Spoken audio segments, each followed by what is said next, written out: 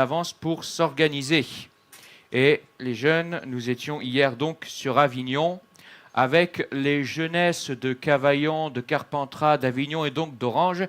Nous étions un peu plus d'une cinquantaine de jeunes présents et nous nous sommes réjouis tous ensemble.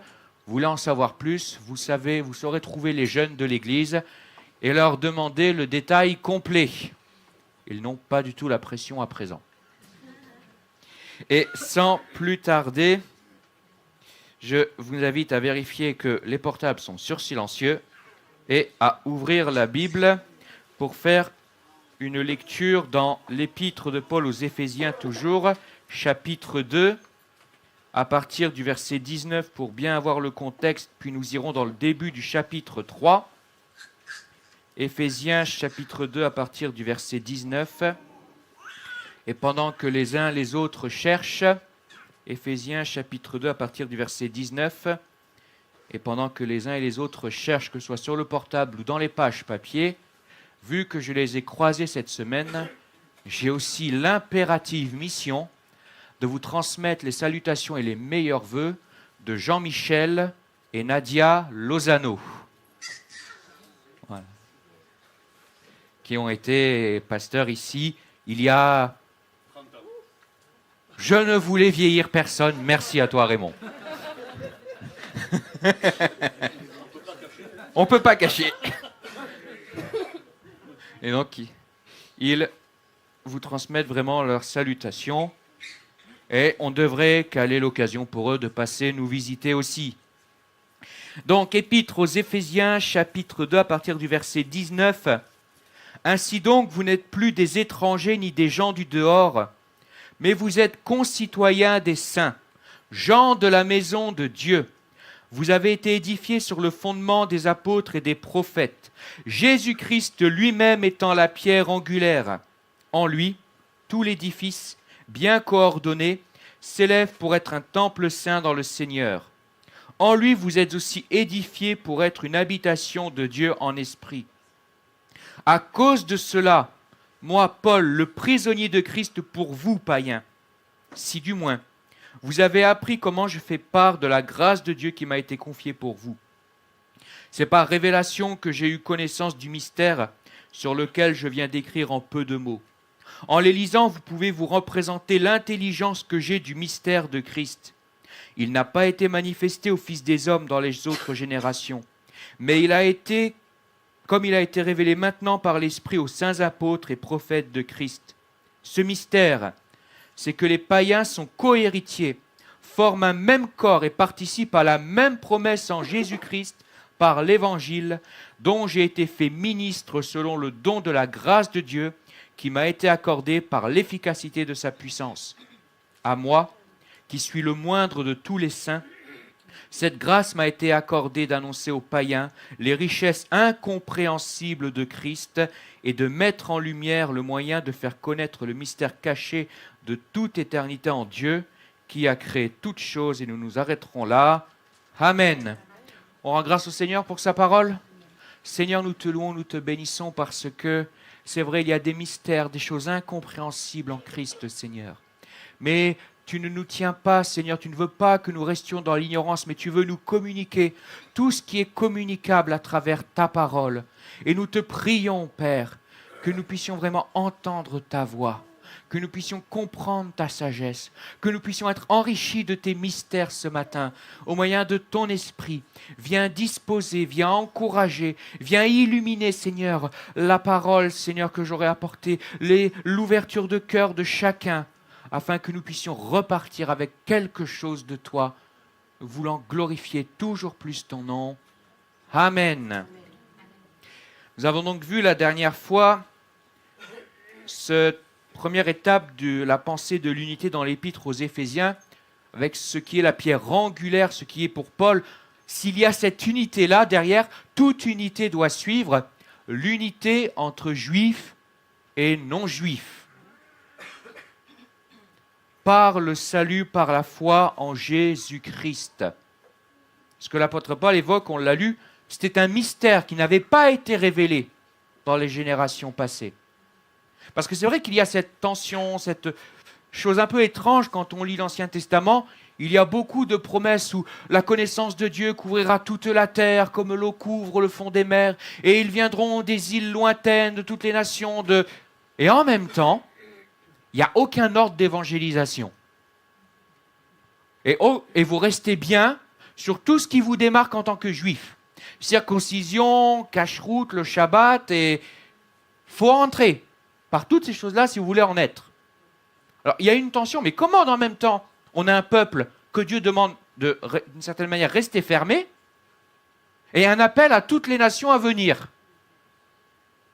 Le mystère, c'est Jésus, qui des deux n'en fait qu'un, qui à la croix a placardé, a dépouillé les ordonnances qui nous séparaient. La malédiction de la loi est tombée sur lui, afin que nous soyons tous unis par la foi en lui, en un seul peuple. Il a annoncé la paix à vous qui étiez loin et à vous qui étiez près.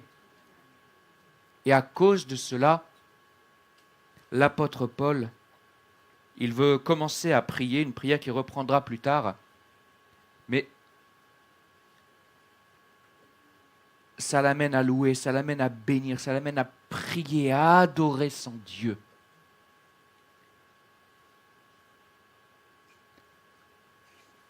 Ça suffit à lui pour se réjouir, louer et adorer. De ce salut par la foi en Jésus. On a un petit cœur. Je suis heureux car Jésus m'a sauvé. Dans son amour, il m'a tout pardonné. Voilà pourquoi je me mets à... Et c'est très vrai. Ce n'est pas « je suis heureux car ce matin, je me suis levé du bon pied ». C'est vrai que c'est pas mal. Ça aide. Et je me mets à chanter parce que c'était mes chants préférés ce matin. C'est pas mal non plus. Mais ce n'est pas ça qui détermine. Je suis heureux car Jésus m'a sauvé. À cause de cela, moi, Paul, le prisonnier de Christ pour vous, il le reprend plus loin, je fléchis le genou devant le Père. Je l'adore, je suis en adoration, en louange devant lui. Malgré les tempêtes, malgré les circonstances, malgré toute l'opposition, le casque du salut est là qui protège toutes mes pensées, qui protège mes regards, qui me protège contre les attaques des ennemis. Et c'est vrai que quand j'ai ça, après oui, j'ai ça, j'ai le plus important. Alors tout le reste, oui, prends tout, Seigneur, parce que j'ai tout déjà en toi. Alors le reste... Est-ce que quand je plonge mes regards dans Dieu, je suis amené à adorer?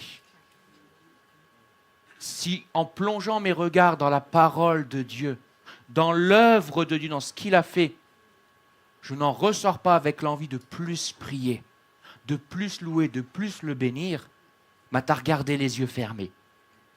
Et on ne voit pas grand-chose quand on regarde les yeux fermés. C'est dommage.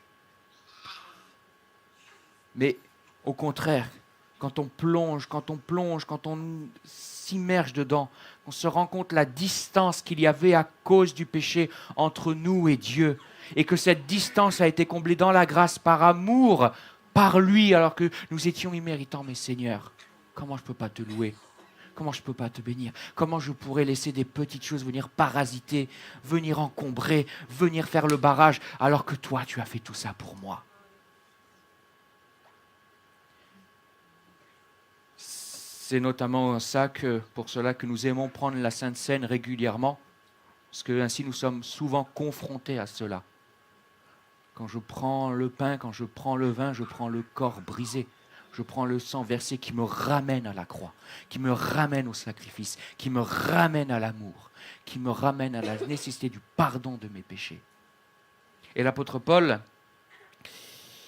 dans ce texte, il est confronté à quelque chose auquel on est confronté quand on le lit aussi.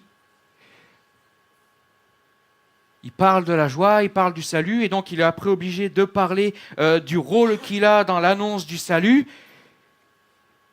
Tout se mélange, il y a un peu un embouteillage de sujets. La louange, le statut entre juifs et non-juifs, son rôle dans le salut, et donc un peu, si on élargit, quelque chose auquel il revient plus loin dans l'épître, le rôle du ministère dans l'enseignement de la doctrine comme facteur d'unité. C'est un peu difficile de démêler ce texte pour savoir quoi dire, quoi pas en dire, pour être ordonné. Bon, Comme on a déjà vu précédemment toute la partie juif, non juif, on ne va pas revenir dessus, mais on a néanmoins ici quelque chose qui nous parle de Dieu, c'est que dans la Bible, tout est lié. Il n'y a pas d'un côté ma vision du salut qui est là, elle est bien, elle est carrée, et de l'autre une vision de l'Église, une vision des temps à venir, une vision de Jésus, qui ne serait absolument pas influencée par ma vision du salut et qui ne communique pas entre elles.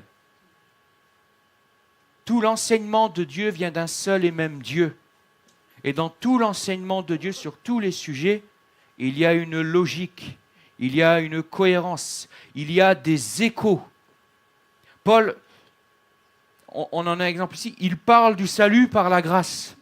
Ça l'amène à avoir une vision du peuple de Dieu, juif, non juif. Et quand il parle de ces choses-là dans d'autres passages, ça l'amène aussi à avoir une pensée sur les temps à venir. Ce que je pense du salut va influencer ce que je pense des temps à venir.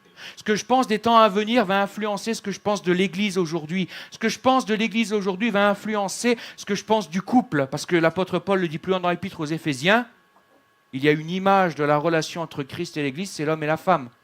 Si j'ai une mauvaise image de Jésus et de l'Église, je vais avoir une mauvaise image de ce que c'est le couple chrétien. Tout est lié. Tout s'influence. Ce n'est pas des petites boîtes séparées. Et c'est pour ça qu'il nous faut toujours veiller, Seigneur. Travaille mon cœur que j'entre dans l'intelligence de toutes ces choses. Parce que l'Ecclésiaste vient nous dire, vous savez, les mouches mortes viennent infecter l'huile du parfumeur. Un peu de levain, alors ça ne se voit pas forcément de suite, mais parfois, vous savez, c'est au fond comme quelqu'un qui boite mais qui ne fait rien. Au début, vous boitez un peu, bon. Puis à force, vous mettez mal le pied, je connais ça.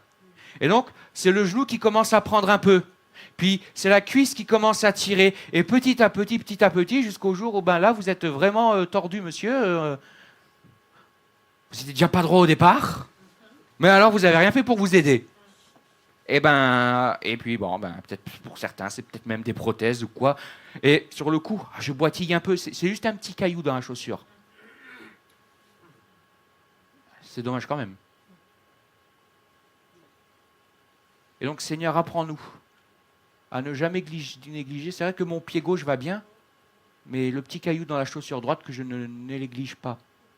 Je me pose des regards, mais comment il est rentré là, ce caillou ?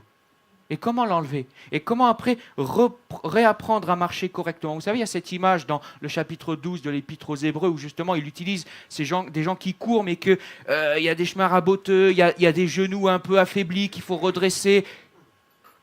Seigneur, apprends-moi à remettre le pied droit. Rapprends-moi à marcher sur le bon chemin. Rapprends-moi toutes choses afin que j'ai une liberté de mouvement, j'ai une santé de corps et d'esprit qui soit là pour te servir. Et c'est un peu ce qui se passe ici. Tout cela est lié, tous les sujets de ministère, de doctrine, de foi, de prière, d'unité juif, non juif. Mais il y a néanmoins un thème qui revient quand même plus spécialement dans ce texte, qui n'est pas spécialement rabordé ailleurs et qui est vraiment prégnant. Moi, Paul. C'est un texte dans lequel Paul revient régulièrement sur lui. Ce n'est pas forcément ce qu'il aime faire. Mais quand c'est nécessaire, il le fait, parce qu'il faut bien être au clair. Moi, Paul, le mystère que j'ai reçu, moi, prisonnier pour vous les païens. Apparemment, il avait un doute du fait que la nouvelle qu'il était en prison n'était pas encore parvenue chez les Éphésiens. Alors quand on lit les Actes, Paul en prison, encore, on va croire qu'il aime ça. Bon, c'est une bonne méthode pour évangéliser les prisonniers, hein, tu es au contact avec eux. Puis bon, c'est un prisonnier un peu spécial à gérer. Qu'est-ce qu'il fait ? Il a commandé un drone pour lui livrer un portable de plus ? Non, il chante. Ah, et il chante quoi ? Je suis heureux car Jésus m'a sauvé. Ah, bon, c'est... il chante tellement bien que même quand les portes de la prison s'ouvrent, les prisonniers ne s'enfuient plus. Ah. Et il est tellement un bon prisonnier, il s'entend tellement bien avec le gardien de la prison, le gardien de la prison l'invite chez lui à manger, à être soigné. Ah dis donc. Meilleur syndicat relation prisonnier gardien du monde là. que de toute façon, il n'y a pas mieux que l'évangile pour régler tout. On peut essayer toutes les méthodes humaines, ça tient un peu, ça fait...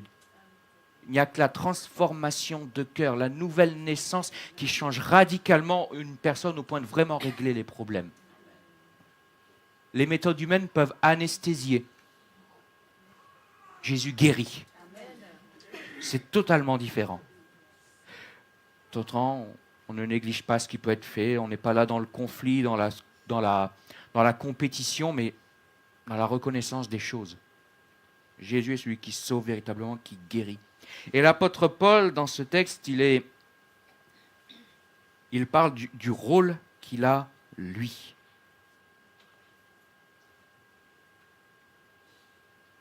Je ne sais pas si on aurait misé sur lui, nous, au départ, pour prêcher Jésus. Ça démarre plutôt mal. Il est là, quand on fait le premier martyr, Étienne. Il est là à garder les manteaux des autres. On dépose les manteaux à ses pieds, il est là. Pendant que tout le monde lapide, je surveille les affaires, allez-y. Vous pouvez lapider tranquille. Peut-être même qu'il a jeté sa pierre. Peut-être même qu'il a participé. Après tout, il n'était peut-être pas du Sanhédrin, mais dans un mouvement de foule comme ça, je ne suis pas sûr que le Sanhédrin aurait regardé à qui jette des pierres ou pas. Respirant la menace et le meurtre contre l'Église. Recevant des lettres même des chefs religieux pour aller à Damas. Il est zélé, il faut aller à Damas à l'époque, il n'y a pas l'autoroute. À Damas, pour aller sortir les chrétiens, pour aller chercher, et même être violent avec eux, il a persécuté l'Église. Et alors qu'il était en route pour attaquer les chrétiens, sur le chemin, Actes chapitre 9, une grande lumière, une voix. « Saul, Saul, pourquoi me persécutes-tu » Dieu me parle et me dit « Mais je persécute Dieu ? Mais quand ? Comment ?» « Je suis Jésus que tu persécutes. » Que ferais-je, Seigneur ? Il abdique. C'est toi. J'arrête le combat. Pourtant, il n'a jamais personnellement touché à Jésus. Mais Jésus dit, tu me persécutes. Parce que l'Église est le corps de Christ. Celui qui s'attaque à l'Église s'attaque d'abord et avant tout, en fait, à Jésus.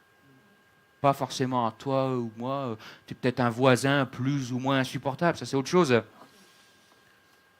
Mais quand on s'attaque à toi en tant que chrétien, on s'attaque d'abord à Jésus à travers toi. Et Jésus, à travers Paul, nous dit, c'est noté, je fais justice. Mais la justice de Dieu avec le cas de Paul, c'est « Ah, tu me persécutes. Ah, tu veux empêcher que ma parole se répande. Ok. Je vais t'envoyer faire le tour des nations pour m'annoncer. Tu seras devant les rois, les princes, les grands. Et toi, le pharisien, je vais même faire de toi l'apôtre des païens. »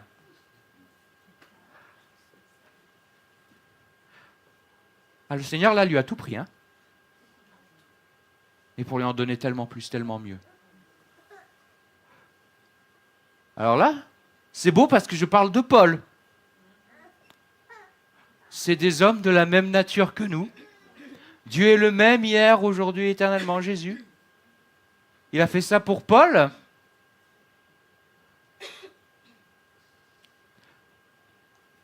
Ça m'arrange bien. Il peut le faire dans ta vie, ça t'arrange moins. Si tu n'es pas prêt à tout donner, en effet. Seigneur, tu peux vraiment me prendre et m'utiliser, mais non, je ne voulais pas, c'est pas mon truc. Mais tu as dit oui, prends tout, Seigneur. Tu as signé. Le jour où tu t'es baptisé, tu as dit tu es mort avec moi pour faire ma volonté. Ah ouais. Nous, on est parfois plus Jonas. Ninive. Espagne. Madrid. Non, Ninive. Madrid. Ok, non. Ninive. Et s'il faut passer par le bateau, s'il faut que tu passes par la tempête, puis s'il faut que tu passes par un petit désert particulier, le ventre d'un poisson, c'est un désert particulier. Des profondeurs. Seigneur, tu es obligé de m'amener dans la profondeur ? il n'y a que là que tu écoutes. Il n'y a que là que tu comprends. Et je veux ton bien. Je veux ce qui est le meilleur pour toi. Ce que moi, je te propose pour ta vie. Et je veux que tu l'entendes. Alors, s'il faut descendre dans le ventre du poisson pour que tu m'entendes, tu vas descendre dans le ventre du poisson pour que tu m'entendes. Mais il n'est pas resté dans le ventre du poisson. Et il n'avait pas fini l'école non plus. T'es sorti du ventre du poisson? Alléluia! Après, il y a un désert. Je crois que tu avais dit oui, prends tout, Seigneur. Il vous l'a fait chanter ce matin, vous allez le regretter. Je vais vous le faire regretter. Et l'apôtre Paul, convaincu après, va devenir, oui, quelqu'un qui a un rôle particulier dans l'histoire du salut, dans l'histoire du partage de la révélation, celui d'être de la part de Dieu, celui qui est envoyé vers les non-juifs en priorité. Ce n'est pas seulement là qu'il le dit, on en a quelques exemples dans l'Épître aux Romains au chapitre 15, Épître aux Romains chapitre 15 à partir du verset 14. Pour ce qui vous concerne, mes frères, je suis moi-même persuadé que vous êtes pleins de bonnes dispositions, remplis de toute connaissance et capables de vous exhorter les uns les autres. Cependant, à un certain égard, je vous ai écrit avec une sorte de hardiesse, comme pour réveiller vos souvenirs à cause de la grâce que Dieu m'a faite d'être ministre de Jésus-Christ parmi les païens. Je m'acquitte du divin service de l'évangile de Dieu, afin que les païens lui soient une offrande agréable, étant sanctifiés par l'Esprit Saint. Un peu plus loin, Épître aux Galates, au chapitre 1er, Galates chapitre 1er, et on peut lire à partir du verset 15 rapidement pour vraiment voir à combien de fois ça revient. C'est pour lui quelque chose d'acquis, de sûr. Il est l'apôtre des païens. Verset 15. Mais lorsqu'il plut à celui qui m'avait mis à part dès le ventre de ma mère et qui m'a appelé par sa grâce de révéler en moi son Fils, afin que je l'annonce parmi les païens, aussitôt je ne consultai ni la chair ni le sang, et je ne montai point à Jérusalem vers ceux qui furent apôtres avant moi, mais je partis pour l'Arabie, puis je revins encore à Damas. Et ici, notamment dans ce texte, ceux qui connaissent leur Bible remarqueront qu'il reprend les paroles du prophète Jérémie. Dès le ventre de ta mère, je t'avais établi prophète des nations. Paul est, on pourrait dire d'une certaine façon, le Jérémie du Nouveau Testament. Et parfois, c'est vrai qu'il se plaint comme Jérémie aussi. Ah, je ne peux pas m'empêcher d'annoncer l'Évangile. Mais ta parole brûle en moi. Je ne peux pas ne pas parler de toi.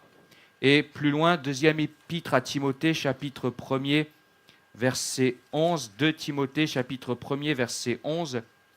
C'est pour cet Évangile que j'ai été établi prédicateur et apôtre, chargé d'instruire les païens. Et on peut rajouter le verset 12. Et c'est à cause de cela que je souffre ces choses. Mais je n'en ai point honte, car je sais en qui j'ai cru. Et je suis persuadé qu'il a la puissance de garder mon dépôt jusqu'à ce jour-là. Autant que je le sache, nous qui sommes réunis ce matin, on est d'origine non juive. Après, je n'ai pas eu le temps de demander à tout le monde. Alors, je sais que quelque part dans la salle, j'ai un Jacob qui a un fils qui s'appelle Joseph. C'est bien tenté. Mais voilà. Je pense qu'il est comme moi d'origine non juive quand même. Et l'apôtre Paul est celui qui a été désigné par Dieu pour vraiment transmettre à cette catégorie de personnes l'évangile, la doctrine, l'enseignement. Ce qui explique la place importante qu'il a dans la Bible. Parce que reconnaissons-le, numériquement parlant, même si tous les juifs aujourd'hui se convertissaient, proportionnellement, l'Église serait quand même majoritairement constituée de personnes d'origine non juive. De fait, on est les plus nombreux. Juste proportionnellement. Donc il y a beaucoup de monde à qui s'adresser, donc il y a beaucoup de choses à dire. Et il y a beaucoup d'épîtres. C'est la deuxième plus grande partie du Nouveau Testament, après Luc Actes. On a après les épîtres de Paul qui occupent une place importante, et puis on l'oublie parfois, Jean, avec son évangile, ses 3 épîtres et l'Apocalypse, et après ça se partage entre les autres. Mais Paul, il a vraiment cette place importante, même dans ce qu'il les représente dans nos Écritures. Mais étant le docteur des païens, il est celui qui est confronté justement aux problèmes délicats. Il est confronté à justement ce qui énervait les judaïsants. On ne voit pas les judaïsants dans les épîtres de Pierre ou de Jacques être trop là, parce que ils étaient surtout tournés vers les Juifs. Donc aux Juifs, il n'y avait pas grand-chose à réexpliquer. L'auteur de l'épître aux Hébreux, quand il s'adresse aux croyants d'origine non juive, il leur parle des doctrines fondamentales, foi en Dieu, repentance des œuvres mortes, les baptêmes, les impositions des mains. Mais il n'y a pas besoin de revenir là-dessus, il leur dit. Ils connaissent tout ça. C'est leur culture, c'est leur passé, c'est leur histoire. Nous, bof, c'est un peu moins notre passé, notre culture, notre histoire. Alors parfois on peut le croire à cause du vernis de chrétienté de l'Europe. C'est un vernis. Et parfois même un vernis très trompeur. Hein. Je crois que c'est un vernis rouge, mais non, en fait il est saumon quand je regarde de près. Or la Bible elle me dit que c'est rouge, pas saumon. Le vernis saumon, c'est un problème. Hein.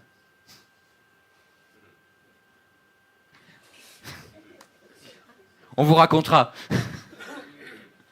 le problème du vernis saumon. Et l'apôtre Paul, vraiment, est celui qui, dans ce climat-là, a été donné.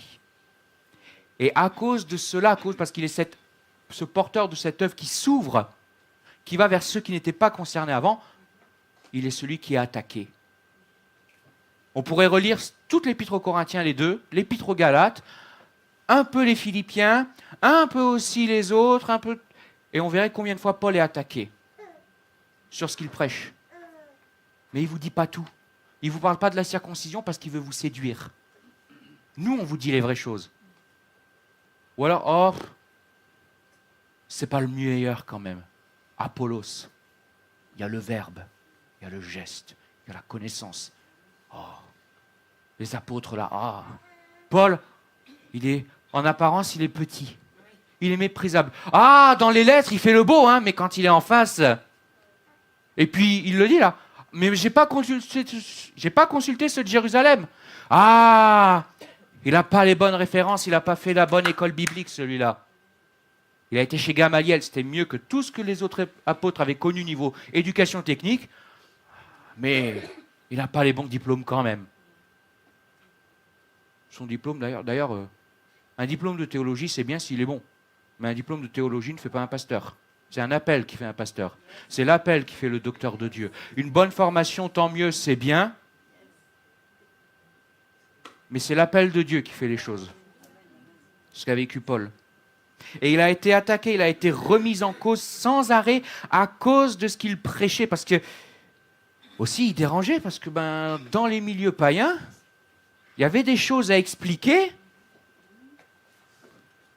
Ça piquait, hein? On va en voir quelques-unes après, bien sûr. Hein, sinon, c'est pas marrant. Mais l'apôtre Paul était sans cesse dénié de son autorité. Pour ça qu'il est obligé régulièrement d'avoir le genre de passage que nous avons lu pour rappeler, mais si, je suis appelé apôtre par Jésus-Christ pour renseigner, pour être le docteur des païens, pour être l'enseignant de ceux qui ne connaissaient pas les choses de Dieu. Alors c'est vrai qu'aujourd'hui, on n'a plus de judaïsants qui viennent nous dire ces choses. Mais on en a certains qui viennent toujours attaquer Paul quand même. Parce que dans son humilité, dans son honnêteté, pour ceux qui ont envie de l'attaquer, il donne le bâton pour se faire battre. Alors que l'apôtre Paul, quand même, ou plutôt même ses écrits, les autres apôtres eux-mêmes les considéraient. 2 Pierre chapitre 3, à partir du verset 15, « Croyez que la patience de notre Seigneur est votre salut, comme notre bien-aimé frère Paul vous l'a aussi écrit, selon la sagesse qui lui a été donnée. C'est ce qu'il fait dans toutes les lettres, où il parle de ces choses, dans lesquelles il y a des points difficiles à comprendre. Tu as du mal parfois à comprendre ta Bible quand tu la lis. Sois rassuré, Pierre avait du mal parfois à comprendre quand il lisait Paul. Donc, tu es excusable. Oh, son développement, là, sur la fin des temps, sur le salut, il y a des choses un peu... Pierre aussi. C'est pas une excuse pour en rester là. C'est pas une excuse pour dire, bah, si même Pierre ne comprend pas, j'abandonne de chercher à comprendre. C'est trop haut pour moi. Non, non. Par la prière quand même. Celui qui n'a pas la sagesse, qu'il la demande à Dieu, qu'il la donne à tous sans reproche. Mais il y a des points difficiles à comprendre, dont les personnes ignorantes et mal affermies tordent le sens, comme celui des autres Écritures pour leur propre ruine. Quand Pierre parle des épîtres de Paul, il en parle comme faisant partie des autres Écritures. Il ne dit pas, oui, il y en a qui tordent les épîtres de Paul comme certains tordent les Écritures. Non, on tord les épîtres de Paul comme on tord les autres Écritures. Pierre, son vivant, quand il écrit, reconnaît la place des épîtres de Paul comme étant inspirées, comme faisant partie des Écritures qui sont là pour enseigner. Toute Écriture est inspirée de Dieu et utile pour enseigner, pour reprendre, pour exhorter, pour censurer, afin que l'homme de Dieu soit équipé à toute bonne œuvre. 2 Timothée 3,16 et suivant.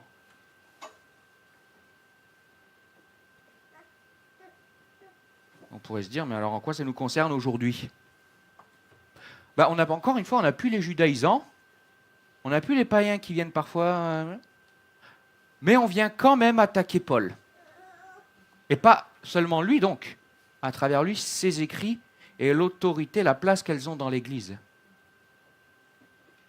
Parce que Paul, il a l'humilité, quand il n'a pas une parole du Seigneur, de dire « je ».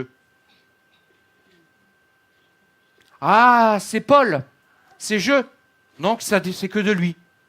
Ça ne nous concerne pas aujourd'hui. Alléluia.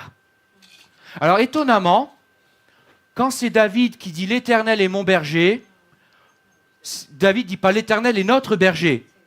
David, il dit « l'Éternel est mon berger ». Là, ça ne me dérange pas que ce soit que de David. C'est bizarre, hein ? On pourrait aussi reprendre le nombre de fois dans Ésaïe, dans tous les prophètes, où...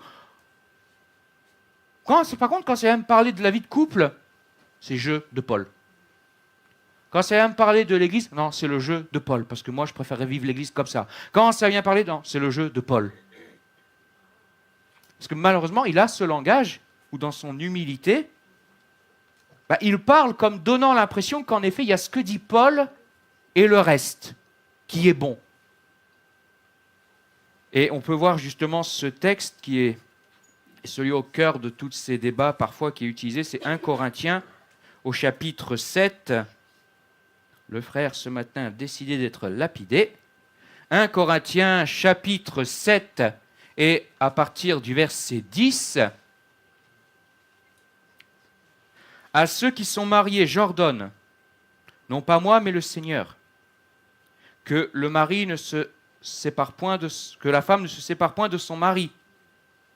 Chose étonnante d'ailleurs à l'époque, l'apôtre Paul dit, la femme ne se sépare point de son mari. On est dans l'Empire romain, d'où que la femme se sépare de son mari. C'est le mari qui la met dehors. Et si elle veut partir, il a le droit d'aller la rattraper par les cheveux. Déjà là, il y a quelques frictions avec la culture ambiante. Si elle est séparée, qu'elle demeure sans se marier, ou qu'elle se réconcilie avec son mari et que le mari ne répudie point sa femme. On a bien vu, là il a commencé, ce n'est pas moi mais le Seigneur. Mais là, aux autres, ce n'est pas moi. Ce n'est pas le Seigneur, c'est moi qui dis. Si un frère a une femme non croyante et qu'elle consente à habiter avec lui, qu'il ne la répudie point. Et si une femme a un mari non croyant et qu'elle consente à habiter avec elle, qu'elle ne répudie point son mari. Ah, vous voyez ? Il y a ce qu'ordonne le Seigneur et il y a ce qu'ordonne Paul. Mais c'est pas le Seigneur, c'est Paul. Et pourquoi il dit ça ? Pourquoi il précise, c'est pas moi, c'est pas le Seigneur, mais moi ? Parce qu'il est devant une situation qui n'était pas du temps de Jésus. Il ne peut pas y avoir de parole de Jésus sur une situation, celle-ci. Parce que Jésus, comme il le rappelle lui-même quand il était dans son ministère, « Je n'ai été envoyé qu'aux brebis perdues de la maison d'Israël. » Quand la femme syrophénicienne a tenté une approche, il a fallu qu'elle insiste, hein ? La Samaritaine, bon, c'est un peu plus flou, parce que les Samaritains, de toute façon, c'est flou. Mais Jésus, non. Et quand bien même quelqu'un mettait sa foi en lui dans la période où il prêchait, tout n'était pas encore révélé, le mari ou l'épouse restait un juif confessant le Dieu d'Israël, qui avait besoin de la révélation. Ce n'était pas un idolâtre, il n'y avait pas d'idole dans la maison. Il n'y avait pas de pratiques bizarres. Vous étiez à l'époque une femme romaine, un mari romain de l'Empire. Dans la maison, vous aviez les idoles de famille. Vous avez les statuettes, vous avez les prières, vous aviez tout. Et tout à coup, vous vous convertissez. Vous venez à Jésus. Alléluia, gloire à Dieu. Bon, la conversion, ça n'a pas l'air de vous enchanter, c'est pas grave. Et donc, vous êtes jeune dans la foi, dans tout ça. Et, bon, qu'est-ce que je fais maintenant? Vous n'avez pas encore le Nouveau Testament, vous n'avez pas encore reçu la première épître de Paul aux Corinthiens. Donc, vous lisez l'Ancien Testament. Bon, ben, la dernière chose dont il est question dans l'Ancien Testament à ce sujet, c'est un peu la réforme de Néhémie, avec Esdras, et la diplomatie, l'entente cordiale. C'est pas trop ça. Dehors. Les femmes, dehors. Les maris, dehors s'ils ne sont pas juifs. Et attention, les enfants qui ne parlent pas hébreu, je leur arrache les cheveux. Donc vous êtes un jeune chrétien, une jeune chrétienne. C'est les seules écritures que vous avez sur le sujet. Votre déduction, c'est quoi? Bah, si c'est ce qu'ils ont fait, c'est ce que je dois faire aussi. Écoute, maintenant que je suis converti, au revoir. Ça, c'est la femme. Si c'est le mari, c'est maintenant que je suis converti, dehors. Non! On n'est pas sous l'ancienne alliance avec le côté ethnique et national. La situation a changé, on est sous la nouvelle alliance. Et le Seigneur n'avait rien dit à cela parce qu'il n'a pas été confronté à cette situation. Mais moi, Paul, je vous dis ce qu'il en est aujourd'hui. J'ordonne que s'il consent à habiter avec lui, il ne le répudie point. J'ordonne. Et un peu plus loin, au verset 17, seulement que chacun marche selon la part que le Seigneur lui a faite, selon l'appel qu'il a reçu de Dieu. C'est ainsi que je l'ordonne dans toutes les églises. Oui, mais qu'est-ce qui me dit que c'est vraiment valable? Parce qu'il ordonne ça, mais il peut se tromper. Non? Bon, normalement, vous me répondez non, parce que vous êtes des croyants affermis dans la foi, vous avez déjà lu les épîtres de Paul, vous avez déjà senti remuer avec le Saint-Esprit qui est là et qui vous transmet des choses, donc bon, vous le savez déjà. Mais il est bon quand même d'être au clair. C'est que l'apôtre Paul, quand il finit, au verset 40 de ce chapitre, où il est question à nouveau de mariage et de « Elle est plus heureuse néanmoins si elle demeure comme elle est, suivant mon avis, et moi aussi, je crois avoir l'Esprit de Dieu. » Parce que quand l'apôtre Paul ordonne, ce n'est pas Paul, c'est l'apôtre de Jésus-Christ, docteur des païens, mis à part dès le ventre de sa mère par Dieu pour être le docteur des nations. Ce n'est pas Alexis. Alexis dit « je », là, tu as le droit de dire « c'est Alexis ». Tu as un même intérêt. Sauf mon épouse. Il est écrit « Femmes, soyez soumises à vos maris ». Non, je plaisante. Voilà. Je vous ai réveillé, c'est bien. Pour mes 75 autres points, comme ça, vous êtes prêts. C'est pas n'importe qui. C'est celui qui a été prédestiné par Dieu pour dire ces choses, pour qu'elles nous soient conservées encore aujourd'hui. Et ici, néanmoins, quand on l'a lu au verset 40, il adopte un ton un peu plus... Elle sera néanmoins heureuse, suivant mon avis, parce que quand bien même il est l'apôtre, quand on parle parfois de certains sujets, qu'il y a de l'intime, du sentimental, de l'irrationnel en face de soi, on ne peut pas toujours arriver et bah, avec le coup de marteau sur la tête. De toute façon, c'est un mur en face de vous, vous allez vous casser le poing. Alors il dit les choses, il assume ce qu'il est, mais il reconnaît qu'il a affaire à des situations où c'est le sentimental qui peut prendre le tour et qui ne peut pas... De toute façon, on ne peut pas faire des choix pour vous. Aucun pasteur, aucun prophète, aucun docteur, tout ce que vous voulez, aucun ancien d'église ne peut faire de choix à votre place. Il peut conseiller, exhorter, diriger, mais le choix, c'est le vôtre à la fin. Hein. Le choix, c'est le vôtre. Le choix, c'est le mien. Je ne peux pas remettre, pour ça, éviter, mais moi, je te dis, je te conseille, je te dis ce qui est selon la parole, mais tu es libre à la fin. S'il y a des pots cassés à assumer, tu les assumeras. Dieu a toujours raison. Tu veux jouer contre Dieu? Bon ben, voilà. Mais quand l'apôtre Paul, justement, plus loin dans la même épître, il aborde un sujet normalement moins sentimental, personnel, où ça vibre moins, chapitre 14, à partir du verset 36, il conclut toute son explication de l'ordre du culte, où le point principal, c'est que les choses soient faites de manière ordonnée pour que tous soient édifiés. Et là, normalement, je pense que tout le monde est d'accord, il n'y a pas de sentimental qui vient, que le culte doit être bien réglé pour que tout le monde soit édifié. Je ne dis rien de... Notamment le problème des Corinthiens pensant être spirituels. Allez, on parle tous en langue tout le temps. Oui, mais déjà, quand une personne parle en langue, ce n'est pas interprété, ben, merci Seigneur que pour la personne, mais ça n'édifie pas.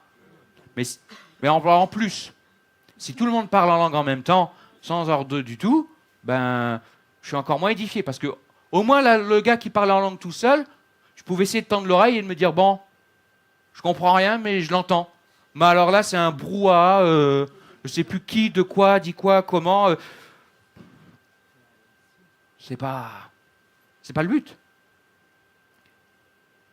Est-ce de chez vous que la parole de Dieu est sortie ou est-ce à vous seul qu'elle est parvenue? Si quelqu'un croit être prophète ou spirituel, qu'il reconnaisse que ce que je vous écris est un commandement du Seigneur. Et si quelqu'un l'ignore, qu'il l'ignore. Ouais, la différence de ton? Parce que là, c'est un sujet, normalement, je froisse personne, je blesse personne, il n'y a pas de sentimental. C'est juste de la logique, du bon sens. Mais, si quelqu'un croit être prophète, qu'il reconnaisse que ce que je vous écris est un commandement du Seigneur. Alors moi, je suis très content que ce passage ait été écrit parce que quand quelqu'un part en live, ah, c'est pas moi, c'est l'esprit. L'esprit des prophètes est soumis aux prophètes. Même un don spirituel, mais ça vient de Dieu. Oui, mais la manière dont il est exprimé, c'est toi. Je me rappelle une fois, Jessica s'en rappellera. Alors là, je mets en doute que ce soit un vrai don spirituel, de toute façon. Parce que c'est pas parce que quelqu'un lève la voix en culte, c'est un don spirituel. Ça peut être une pensée qui passe à ce moment-là et que... Bon, elle n'est pas méchante, mais un don spirituel, à la fin, la personne, elle sait, Dieu m'a parlé. On n'est pas là à se dire à qui il a parlé, à quoi, comment, non. Et on sait que ce n'est pas manipulé, il n'y a pas de connaissance possible. C'est clair, c'est concret, il n'y a que la révélation de Dieu qui peut l'avoir fait. Au deuxième rang, un mari. C'est important pour la suite. Vous allez comprendre. Il se met à prophétiser pour s'adresser à une femme qui a des problèmes de couple. Alors on a soupçonné après que c'était sa femme un peu quand même. C'était un peu dirigé.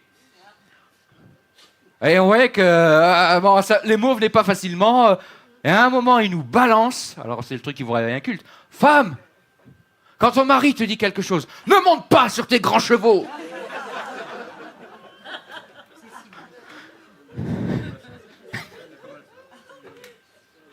Le pasteur l'a attrapé à la sortie. Et heureusement. Non mais c'est quoi ce... Ah mais c'est l'esprit. C'est toi qui as parlé. C'est toi qui as cru que tu pouvais dire les choses comme ça. C'est toi qui as, pendant le culte, pris cette parole en disant « Le Seigneur te dit, tu assumes ce que tu as dit. » C'était l'évangéliste du début de la Pentecôte, Smith Wigglesworth. Je le prononce une fois bien sur 15. Il disait « Si quelqu'un prétend donner une prophétie mais refuse d'être examiné, cet homme-là n'a pas donné de prophétie du tout. » L'esprit des prophètes est soumis aux prophètes. Celui qui... Voilà, ça c'était le petit aparté, mais il est toujours bon de le rappeler quand même. Et tout ça pour revenir au fait que Paul, il est celui qui a été donné pour dire ces choses. et certaines stratégies. C'est Paul. Alors, oui, le contexte nous aide à peaufiner, à connaître la parole qu'il a donnée dans toute sa saveur, avec tout le sens des mots, avec tout l'impact qu'elle devait avoir. Le contexte, bien sûr, est à utiliser pour étudier. On n'est pas dans l'apôtre Paul lui-même le fait quand il explique la parole de Dieu justement aux judaïsants, mais vous ne pouvez pas dire que les païens sont obligés d'être sous la loi, alors que Dieu a justifié Abraham par la foi seule 430 ans avant. Vous ne pouvez pas dire que Dieu a changé d'avis, de méthode de justification 430 ans après. Il a dit ça avant, il y a ça qui arrive, il y a ça qui arrive après. Tout ça, et oui. Mais la méthode qui veut dire c'est Paul, c'est le jeu de Paul, et donc je n'ai pas à le prendre en compte, je fais la même chose que ceux qui faisaient à l'époque. Il y en a un qui a commencé comme ça, sa carrière, on le connaît. Mais Dieu a-t-il réellement dit? Et selon l'état d'esprit avec lequel je viens, quand je dis « mais c'est le jeu de Paul », je dis « mais Dieu a-t-il réellement dit ?» Et l'on voit certaines choses qui dérivent aujourd'hui à cause de cela. Sur le plan des hommes, des femmes. Mais ça, c'est Paul à l'époque. Évidemment, aujourd'hui, ce qu'il dit dans Romains chapitre 1, je vais faire sauter YouTube, c'est pas grave. La femme qui abandonne l'usage naturel pour avec les femmes et les hommes avec les hommes. Mais c'est Paul. Le Seigneur Jésus, il n'en a pas parlé. Et c'est vrai que Jésus en soi ne s'adresse pas au sujet. Mais quand je viens dire c'est Paul, ça c'est plus l'écriture. C'est plus inspiré. Dieu n'a plus dit. Et certaines églises sont tombées dans ces dérives-là et on prie pour elles. Comme le dit l'apôtre Paul, mais on prie pour ceux qui ont été pris par les filets du diable afin qu'ils soient ramenés à leur bon sens.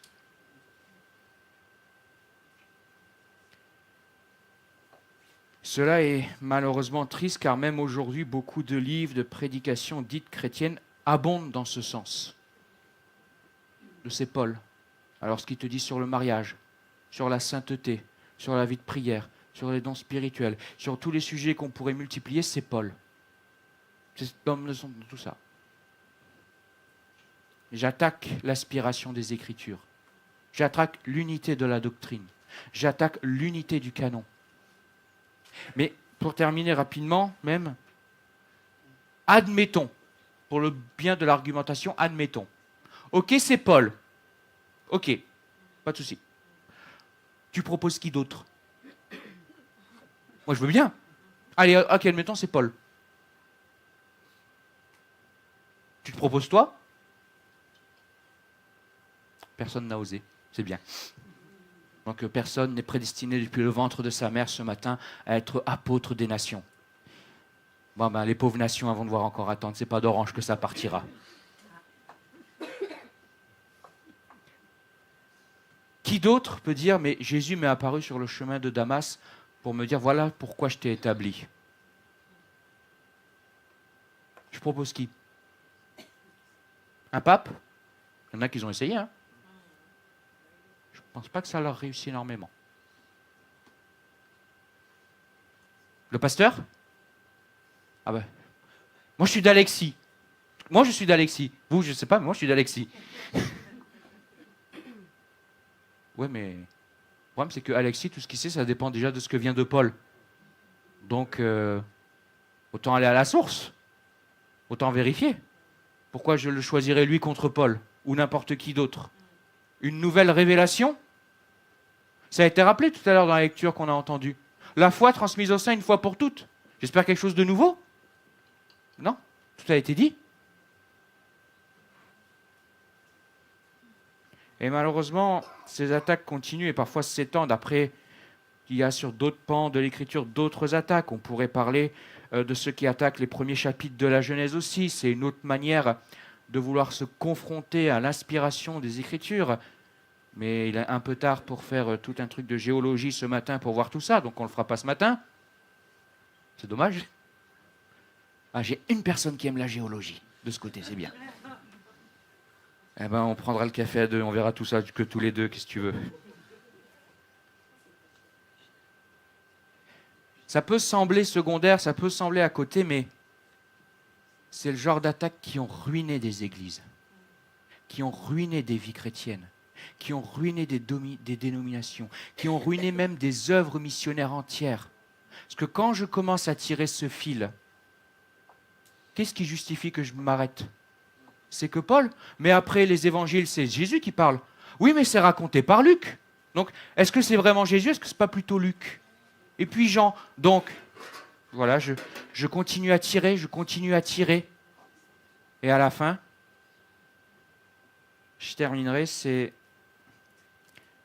quelqu'un qui, pensant bien faire, justement, je parlais d'études théologiques tout à l'heure, a voulu aller dans un institut prestigieux aux États-Unis. Il y a fait ses 3 ans d'études. Et après ces 3 ans d'études qui étaient dans cette optique, dans cette pensée-là, il y a le devoir final. Et le devoir final, c'est de prêcher. Voilà, tu passais devant le jury, tu prêches. Et le gars, il arrive devant le jury, il dit, ce matin, donc, je vais vous prêcher, mais je vais aller contre l'habitude, je ne vais pas vous prêcher à partir de la Bible. Je dis, mais pourquoi? Comment? Parce qu'après 3 ans passés avec vous, à chaque fois que vous mettiez en date un fait, en doute un fait, un passage, je l'enlevais de ma Bible. Après 3 ans avec vous, il ne me reste que la couverture. On rit. Ça existe toujours aujourd'hui.